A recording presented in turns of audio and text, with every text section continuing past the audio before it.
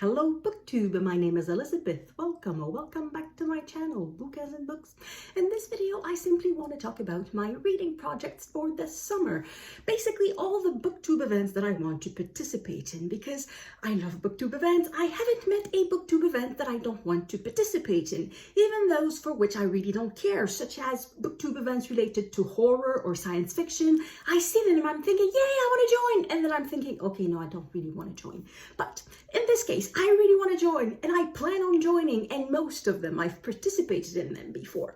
So I'm going to talk about the next 2.5 months, the current months, so basically the months of summer, June, July, and August. And then September is so far away, I'm not talking about that. And hopefully I'm not going to jinx myself, because every time I do a pile of possibilities, I end up reading like perhaps maybe one of the 20 books that I mentioned. So hopefully this is not going to happen this time. So, without further ado, what events will I be participating, or more actually, which event am I currently participating in? Because there's a bunch of events going on in June and I'm taking part. So in some cases, I cannot jinx myself because I have already read the books. So the first one, the first event and the main event of my summer is going to be the Booktube Prize. As usual, the Booktube Prize is my favorite Booktube event. However, if you have not signed up for that one, you cannot really participate in it. You can follow us, all of us judges who decide to read books and then rank them and then submit our ballot. I'm going to leave information in the description box to any event that I mention. Some have already been announced for this year, some are farther down the line, so the announcement hasn't come for this year, and then I'm going to link the one for last year to give you an idea of what they are. So the Booktube Prize is a year-long event. It starts in February and it's going to end at the end of September, and basically I am given a ballot of 6 books that I have to read, and I have to rank them from 1 to 6, and then half of them will be called for the next round. So we are currently in the semi-finals, so there are only 12 books left in fiction and 12 books left in non-fiction. And of course I'm reading non-fiction, as I always am, and I am judging the group A. So if you want to know what books I'm reading, just follow the links in the description box and you will see what they are. So there are 6 books. There's one that I have already read. I read it last year. So if I have time, I'm going to keep it for last. If I have time, I will try to get a copy of it and just browse through it, just quickly run over it and make sure that I remember what it's about. And that leaves me with 5 books that I haven't read yet and that I have to read. Well, I haven't read them yet. There's one that I have already read and I'm halfway through a second one. So this is going well. So the Booktube Prize, yay. Second event, June on the Range. June on the Range is in its second year. This one is the idea of Michael K. Vaughan, and it's to invite us to read westerns. And I'm not really the type of person who reads westerns. And last year I wanted to participate in it, but I couldn't, because whether you like it or not, westerns are a lot about gun culture, and it so happened that last year, at the beginning of June or end of May, there had been a bunch of shootings, mass shootings in the United States, and it sort of completely disgusted me with the idea of guns. I did not want to see a gun in the book that I was reading. So I read like 1 page of a western, and I thought, no, I'm not going to be able to read that. And I even tried reading a cowboy romance, thinking, okay, at least it's adjacent, there's not going to be guns in there, but just the, I don't know, the atmosphere of this, I don't know. Anyway, I just couldn't read. But this year, either I have not been paying attention to the news, which is probably the case, because the other possibility is that there has not been any mass shootings, and we all know that doesn't happen. A week without a mass shooting in the United States, I don't think it happens. Mass shooting being defined as an event where at least 4 people are killed. So I don't think this happens in the United States, 1 full week without it, but they haven't reached the news in Canada. So I was not completely and utterly disgusted when I started to read this book. So I read Ombre, so this is Elmer Leonard, and that's my participation in June on the Range. I don't think I'm going to read anything else. It was short, I enjoyed it, it was fun, it was nice trying something new, but I have so many things to read. including Booktube Prize books. So I don't think I'm going to go out of my way to read just another one because I don't have anything else on my shelves. And yeah, so that's my participation for June on the Range. But if you want to participate in June on the Range, there are still 2 weeks left, and that's plenty of times to read short books because most Westerns are rather short. I think I'm going to do the Tootin' Rootin' Shootin' June on the Range tag, and I'm going to talk about my June on the Range read in that tag. I think that's going to be the most simple thing. Next, in June, also happening is Ancients-a-thon. So this readathon invites us to read books that were written or published before the year 1700. So to go towards older literature. And again, I've already participated in that one. I finished yesterday Gilgamesh. So this one is the version by David Ferry. It's according to the introduction, they say this is not a translation because David Ferry does not read and does not understand the language in which Gilgamesh was written. I should say languages because we have 2 sources, one in Sumerian and one in Akkadian. So he based his version, his poem, his rendition on other translations. So I've read that, and I plan on reading another version of Gilgamesh, the Epic of Gilgamesh, this one by Andrew George. And this one is really translated by Andrew George because this man apparently is able to read cuneiform. Cuneiform, whatever that type of writing is pronounced in English. In French it is cuneiform. So I know how to pronounce it in French. In English I don't know. Cuneiform, little nails in clay tablets. Do we have an image of that? I think we have an image here and there. Oh, yeah, the originals, they look like this. So it's a drawing, it's not a picture, but it gives an idea. Anyway, so that's going to be my participation in Ancients-a-thon. I don't think I'm going to read anything more than that. I have already attended 3 Shakespeare plays this summer in June. So I guess, well, it's not reading the plays, but it counts, right? I'm sure it counts. So yeah, that's going to be Ancients-a-thon for me. The other things that I want to read in June, I want to take part in Micah and Anne Novella's book club, Classics and Company. And for the 6 weeks starting in mid-May and ending at the end of June, the book that they chose is The Memoirs of Hadrian by Marguerite Yourcenar. And I bought the book in May thinking I'm going to join, and it hasn't happened yet. I haven't read a single page of it yet, and I haven't set toe in the Discord group because I haven't read it yet. I'm sure it's a great book. I've never read it before. I want to read it, but I'm running out of time. And the previous choice was in the book club was the fictions, the collected works of fiction of Borges. And I decided, well, I'm not going to read the entire collected fictions. I'm going to read one collection of short stories. And I haven't finished it. And this one I haven't started. And then in July, it's going to be, if I remember correctly, it's the Decameron. And then in mid-August, it's going to be the Tales of Genji. And these are massive works that I haven't read yet. And I'm thinking, yay, I'm going to read them with friends. It's going to be so much easier and so much more interesting. But I don't see it happening, so I really don't know. So it's in the projects, Classics and Company. I haven't been in the Discord in a while, but you're still on my mind, Anne and Micah. I want to join, but I don't know if it's going to happen. And the other books that I have to read in June, and that's the thing, do I have to read them or not? I want to read them. It's books that I have placed on hold at the library and they are finally arriving. And of course, it always happens. There's a curse. The more books you place on hold at the library, the more likely it is they will all arrive at the same time. If you just put 2 books on hold, you will have one now and you will have one in 6 months. But if you put 10 books on hold, you will have 8 that will come right now and 2 that will come next week. It's guaranteed to happen this way. So some of the books that I put on hold at the library, well, most of the books that I put on hold at the library are new releases because they are the ones that I don't want to pay for because they're too expensive. See my previous video on the topic.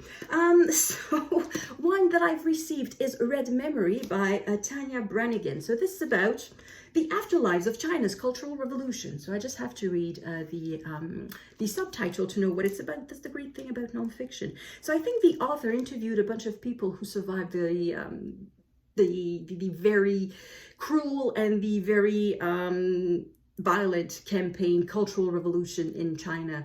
And yeah, she talks about that. I haven't read it yet. It's hard to talk about a book I haven't read. And the thing is with new releases that someone else is waiting for it. I'm not the only one on the waiting list. There's someone else after me. So I have 3 weeks to read it and that's it. And it also happens to that this book arrived on the very same day. They arrived together. So this is The Wager, A Tale of Shipwreck, Mutiny and Murder by David Grann. This one I've started. I am at page 88. And it's not that long. It's about 250-60 pages, so it looks big, but it's not that big. And so far it's very entertaining. The story is, so you see this magnificent, well, it's not necessarily this one, but a ship like this one was lost while in a storm, while trying to pass the Strait of Drake, the Drake Strait, around Cape Horn. Basically, they wanted to go from the Atlantic to the Pacific because they needed to catch some Spanish ships on the coast, somewhere on the coast of South America. So these are English ships. So it's about an English ship, and they were part of a squadron trying to catch some Spanish ships. But anyway, the story is that this one ship in the squadron somehow was lost in a storm. And then one day, months and months later in Brazil, there was this little boat that arrived, ragtag crew. It was really just not much bigger than a rowing boat, and it was filled to the brim with sailors, and there was a ragtag sail pulling the thing. And they said, we are survivors of the wager because we were shipwrecked and we are survivors. And these men were hailed as heroes. Oh my God, you managed to survive, how extraordinary, and all of that. And then a few weeks later, so the first ragtag boat arrived on the coast of Brazil. And then a few weeks later, a second ragtag boat arrived on the coast of Chile. And they said, we are survivors of the wager mutiny. These were the officers, the one landing in Chile were the officers, and they said that the survivors of Brazil were mutineers. So everyone was brought back to London, and everybody went on court-martial. David Grann, who is the author of The Lost City of Zed and what was the other book about a serial killer, Flower Moon, Flower Moon Killers of the Flower Moon, something like that. He's also the author of that. So far I'm not any farther, and the author says that it's impossible to know what really happened, but what we know is that both sides left accounts. So he wants to represent both sides of what happened. And I believe that all of the people will end up being court-martialed. So the ones who were the mutineers will be court-martialed for mutiny, and the officers will be court-martialed for losing their ship, because a captain was responsible for their ship, and it was automatic. A captain who loses a ship is automatically court-martialed. It doesn't mean he will be condemned, but it means that he has to justify the reason why he lost the ship. So I don't know how it ends. I have no idea how it ends. I could Google it. I don't want to. So this is fun. Also in June, not just in June, throughout the year, I said that I wanted to participate in Historathon 2023, which is a readathon, all year long readathon, to invite us to read nonfiction history. I started with a lot of enthusiasm in January, and for some reason in the second quarter, from April to June, where the period focused on was from the year 500 to the year 1500, so basically the Middle Ages, I still haven't read anything. I don't know. I don't think it's going to happen. I don't think I'm going to have time to read a nonfiction book of history about the Middle Ages before the end of June. There's none that I'm planning on reading. There's none in my Booktube Prize list. There's none that I have put on hold at the library. So I don't think it's going to happen. But that's the thing with Historathon 2023. I do read historical nonfiction. It just doesn't match the period in question. So I guess if I'm not finished, well, I'm going to have finished reading this book before the end of June because I have to bring it back to the library. But had this book arrived in July, I would have been right in the middle of the period that would be the focus of the quarter.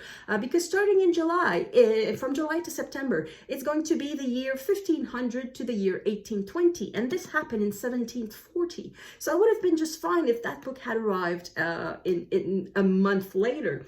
And same thing, this is also history, except that it's 20th century history. So it doesn't fit for Historathon, but I'm reading nonfiction history. So in a way, I think Historathon 2023 is working for me in the sense that it's pushing me to read more historical nonfiction.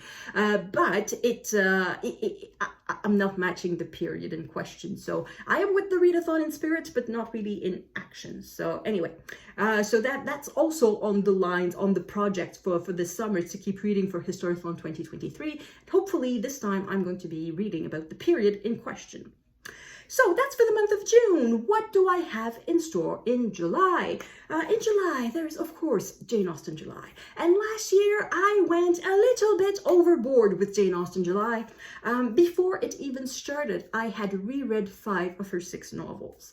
And I made a series of 10 videos ranking Jane Austen's 6 novels. Did I sort of overindulge in Jane Austen, and am I a little bit sick of it by now? No. No, I love Jane Austen. So this year I plan to read the one book I didn't read last year, which was Pride and Prejudice. I say read, reread, reread. Though I don't read it from cover to cover that often. I tend to go straight to my favorite scenes, and that would be any scene involving Caroline Bingley.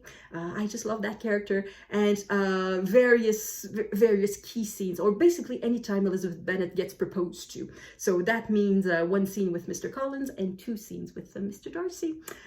So that these are the ones that I tend to go to. But this time I'm going to read it from cover to cover. Will I read other things for Jane Austen July? They have a bunch of prompts. One of them being read a book by a contemporary of Jane Austen or set at the time of Jane Austen. And I've just bought a book that fits perfectly that prompt, and that is Master and Commander by Patrick O'Brian. And guess what? It also works for another Booktube event, and that will be a brand new event. It is Booktube at War. This one is hosted by proxy by Michael K. Vaughan and a bunch of other hosts. It was the idea of a commenter. His name is DDB. I don't think he's ever been on my channel, at least I've never seen his name. I say his, I think it's a man. Yeah, so it's the idea of DDB and created, made come reality by Michael K. Vaughan and a few other hosts. And it's simply, we are just invited to read books about war. So it can be fiction or it can be nonfiction. And there are just so many books about war. And I love reading these books because they're historical fiction, because they're a bit adventure novels. Sometimes they are very emotional novels too. And if it's just slightly well done, we learn something. It doesn't need to be perfectly done for us readers to read a fiction set during a particular time period for us to learn something. If it's just slightly well done, chances are you can learn something. So I'm going to learn a lot in this book because I haven't read that many books set during the Napoleonic Wars. I've read the Hornblower series, which is similar in the sense that it's set on ships during the Napoleonic Wars, but that's pretty much it. So I'm going to read that. Well, I'm not going to jinx myself. I'm not going to say I'm going to read this. I may read this, okay? I may read that. And just to continue jinxing myself, I'm going to talk about some more books that I may read for Booktube at War. I think I'm going to read more than one book. Of course, it will depend on how many books I still have to read for the Booktube Prize. I hope to read most of them before the end of June. I hope I will have just one left to read in July. I'm crossing my fingers. It's also going to depend on the library if I can get the books in time. But hopefully, I will not be too busy with the Booktube Prize in July, so I will be able to read books about war. And if I read more than one book for Booktube at War, I would like it to be about different wars. I don't want to read all about World War I, all about World War II. I have tons of books about these 2 wars that I haven't read yet, but I'd like to read about a multiplicity of wars, because that's the thing. War is so common throughout time. From the earliest writings we have are about war. think the Iliad. It's a war, and it's one of the earliest writings that we have. So I would like to read about a variety of war in a variety of period, in a variety of countries. And I have a few examples here. However, there's not a lot of variety in my little pile of examples because they're all set in Europe. The first war, so this is The Downfall by Émile Zola, and this is about the Franco-Prussian War. So if you don't know what that one is, in 1870, Prussia, which is today part of Germany, but at the time was a big independent state, very military, and they decided to attack France, and for some political reasons, by defeating France, Prussia was allowed to unify all the German states. So by beating France, Germany was created.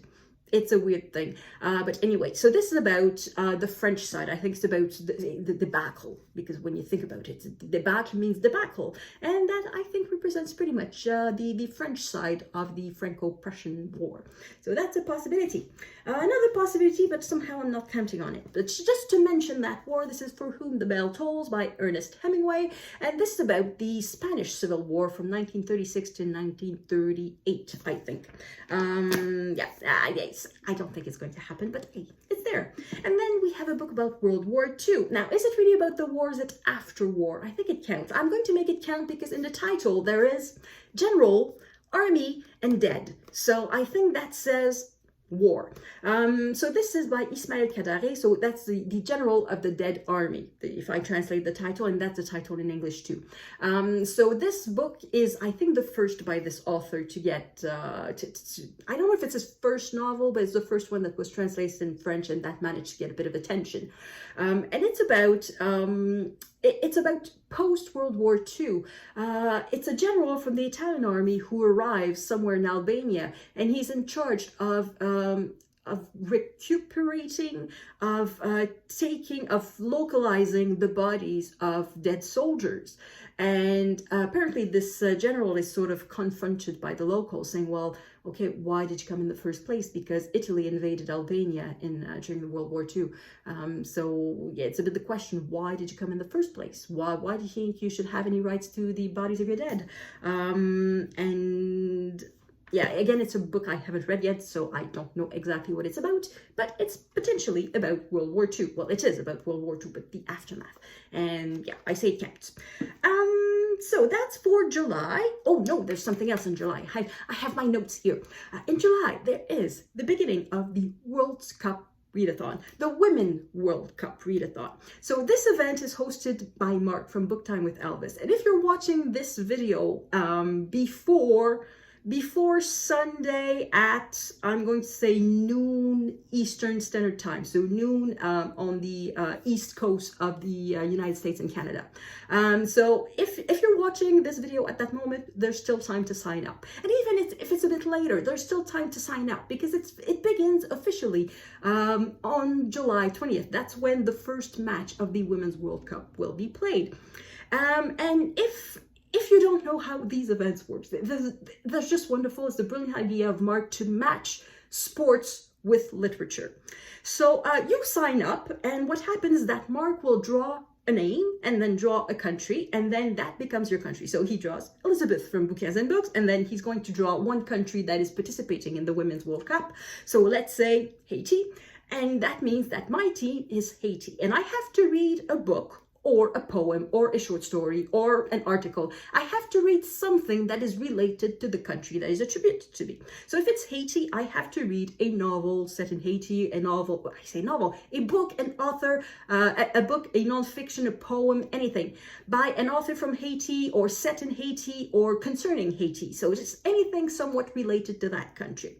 Now, that's what I do before the match begins, and then the match is played, and the players will determine what I will read next. If Haiti wins its first match, then I don't have anything else to read because I win. However, if Haiti loses, let's say, I don't know what the groups are, so let's say that Haiti loses to France. Well, then I would have to read a book related to France, that is by an author from France, set in France, or concerning France. And then I say book, I mean short story, poem, article. Because when the tournament begins, suddenly you don't have a month to read your book anymore. You just have like 3 days to read something before the next match begins. So in the first round, it's not eliminatory. So even if Haiti loses to France, doesn't mean that my team becomes France. My team remains Haiti. And then there's the next game. And let's say that they lose again, and this time to Italy. Well, then I have to read a book by an Italian author or about Italy, and you get the gist. And then suppose that Haiti is eliminated in the first round, then I will have a new team. So there will be a draw. Because in each group in the first round, only 2 teams go forward. So 2 teams are eliminated. So whoever is the literary fan of the 2 teams that lose, they will be reattributed to one of the 2 teams that move on. And then after the first round, it is eliminatory. So let's say that my name was matched with Haiti. Haiti loses to all of its matches. And then at the end of the round, Mark will draw something, and I will be attributed, let's say, France, because if France is in the same group as Haiti, chances are I will have already read a book by France. So my team is now France. So in the first round of the eliminatory round, if I win, I'm good. I don't have to read anything else. If I lose, I have to read something by the other team. And the team that eliminated my own team will become my team. So if France's lose to Spain, then Spain becomes my team. And then Spain moves on and Spain loses to Brazil. Brazil becomes my team, and I have to read something by a Brazilian author or set in Brazil or something like that. And then if Brazil moves on and just loses to the next team, I don't know, England, well, then I'm going to have to read something by England and see all that.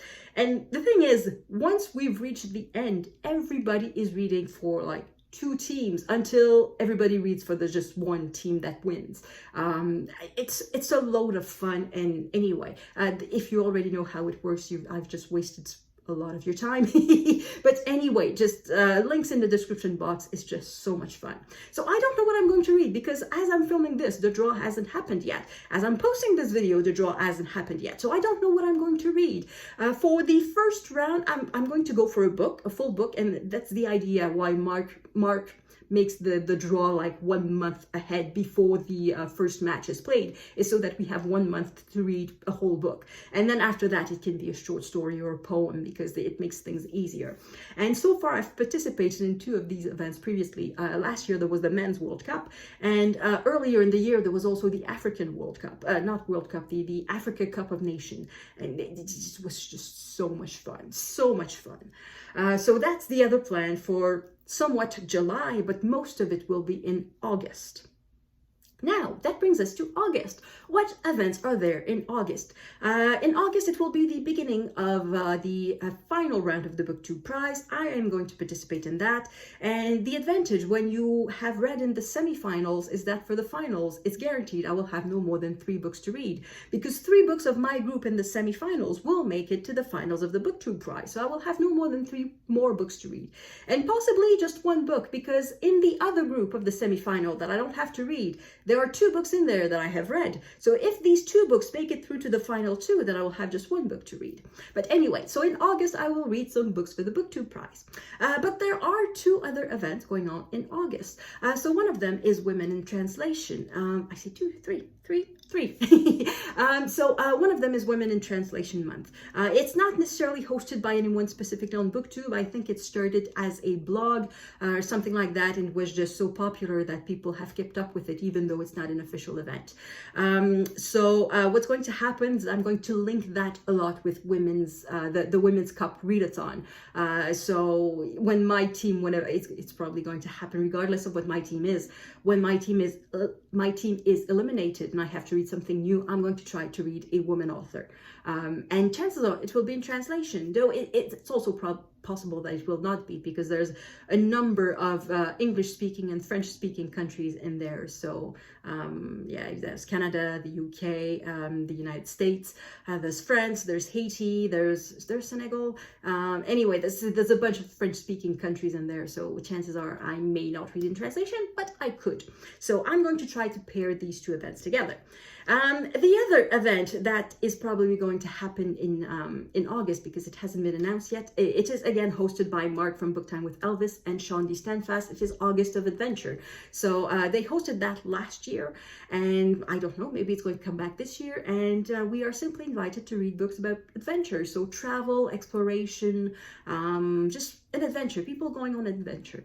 And I have some books involving that. Well, I guess The Wager would be a good choice. Like this, I would consider it an adventure. It's people on a raft. And when you go on a boat like this, on a ship like this, when you sailed in ships like this, it was an adventure.